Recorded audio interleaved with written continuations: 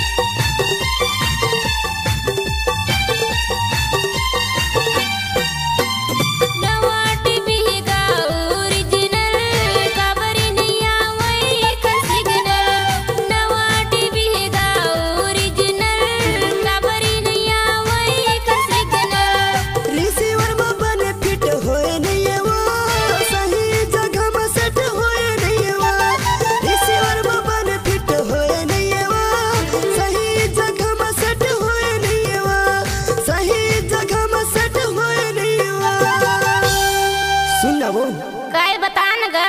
ये जन तो सिग्नल तार है ना तेन सही जगह हम सेट नहीं हो रही सो